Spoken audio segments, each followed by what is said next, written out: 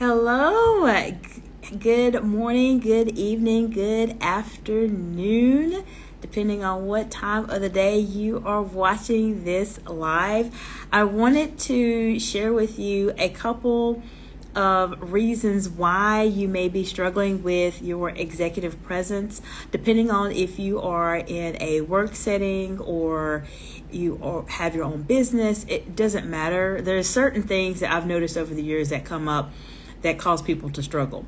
Now, I'm going to highlight a couple things really quickly, and if there's any questions specifically as it relates to this, I will be always more than happy to answer them. And if you have any questions after the live, please DM me. Just let me know what questions you have. I'll be more than happy to answer them for you. Now, when you think about executive presence, what does that mean? So I'd like for you to take a moment to think about somebody that perhaps you admire and think about why you admire them. I can guarantee you one of the reasons why you probably admire this person or inspire to be like them is the way that they conduct themselves. Perhaps they conduct themselves in a more professional manner. Maybe they are more lax in their communication. There's something that is a reason why you think that they are portraying something that you want to become. Now, why you might be struggling with executive presence is that there's three things that I have noticed over the years that tend to happen. The first thing is actually the most important, and that is that you may not have set yourself up or establish a strong enough executive presence in the beginning.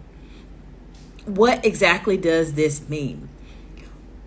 First impressions count, and we hear that oftentimes. People say that first impressions really do count, and they do.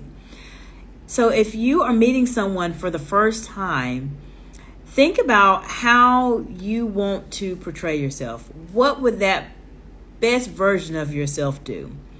Would they be polite and cordial and nice and communicate? Or would they just act silly to someone? Acting silly is not the way you want to go when you're trying to build your executive presence. I'm telling you that right now. Not being an executive. Executives are the leaders, the bosses, the individuals who are making those tough decisions. And so you want to project yourself as someone who is more than capable and very confident to do so. So think about when you have those meetings and you're meeting someone for the first time, then that will give you an opportunity to put yourself in a situation where you are showing your best foot forward as it relates to who you want to become. So always set it up right to begin with, because people take a mental note of what it is that you want to become and how you're communicating yourself. And if you're communicating in a way that's not really coming across as an executive, they'll take note of it and they'll treat you accordingly. And that may not necessarily be so nice. Now, my second tip, if you are struggling with your executive presence, could be the fact that you may have become too lax. So the situation may come up where you are at a place where you have built a very strong executive presence. People are respecting you. They take what you say to heart, whatever the case may be. But you may have gotten to the point where you're just acting a little bit too lax with them. You may just let your hair down, so to speak, and just say, oh yeah, I used to hang out and do this and do that. I'm telling you, that is not the way for you to build your executive presence. And I've seen this so many times where people start to struggle with their presence when it comes to that. So make sure that you are putting yourself in a situation where if you've built a strong presence, you need to keep a strong presence at all times. Don't let it fall down for nothing. You don't need to go chit chat and talk about what you did over the weekend and how much fun you had and all these kinds of random things. No, really keep your presence where it needs to be, because a lot of times when you start to become more lax, people will pick up on it and they think that they can start to be lax with you also. And we don't want that to happen either. My third reason why you may be struggling with your executive presence is that there's not been proper boundaries set. There has to be boundaries in any situation that you come across. There's ways that you need to be communicated with. There's ways that you need to communicate with other people. But if you don't have good boundaries, people will try to take advantage of you and do as, kind of talk to you any old kind of way because you haven't set those boundaries to begin with. A good example of this would be, let's say you're at work. And in a work setting,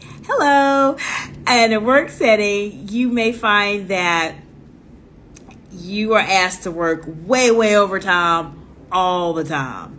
And you have to set those boundaries, because if you say, well, yeah, I can work till 8 o'clock tonight, and you really get off at 5 o'clock, well, guess what? The next time something comes up, they're going to tell you, can you work till 8 o'clock? And you're just going to say, yeah, that's fine. You can work until 8 o'clock. So that in itself will set you up in a way to where your boundaries are not being respected, and that in itself will take your executive presence down, way down, really fast. So I hope these 3 tips were helpful for you. If you have any questions specifically as it relates to establishing your executive presence, please let me know. If you're just joining us, we just highlighted 3 reasons why you may be struggling with your executive presence. The first reason was that, 1, it wasn't set up to begin with. The second one was that you're starting to become a little too lax in your setting. You're just being a little too lax and just letting everybody talk to you in the old kind of way. Not okay. And then third, you may not have had good boundaries set up. And it is important to really have all those things together, because it helps to build your executive presence. These are some of the things that I've seen people struggle with a lot over the years when they start becoming disrespected or people being mean to them. Sometimes people are just mean and disrespectful, regardless of what your presence is or not. But sometimes there's things that we can do to help ourselves and kind of set ourselves up to where our executive presence is not having any of that. Okay, so I want to check a look and say hello. Let's see, Dr. Hypness, Dr. Alice. Okay, hello, how are you doing? And I see Tracy. Hi there. So good to see you all. So if you have any other questions, just let me know. Is there anything that you all have done to help you with your executive presence? I would like to see if you have anything for just a moment or so before I get off of here. Anything that y'all have done. Okay, so Dr. Ellis says agree. Setting boundaries is a must. Thank you for sharing these things. Absolutely.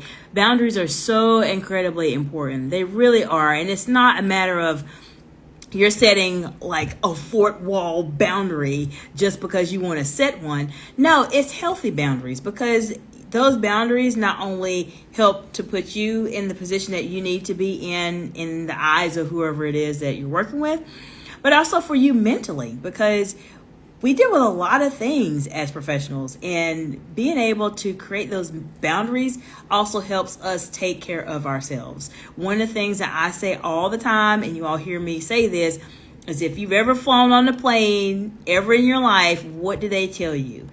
You have to keep in mind, if this plane is going to go down, that you have to put the oxygen mask on yourself first before you can put the mask on everybody else. So keep that in mind. Keep that in mind, especially when it comes to boundaries, because you're really taking care of yourself. Well, I appreciate you all for joining today and spending a few moments out of your day with me during this very short live. If you have any questions, if you're looking at the replay, please let me know. If not, I hope you all had a fantastic day, and I will see you soon. Bye for now.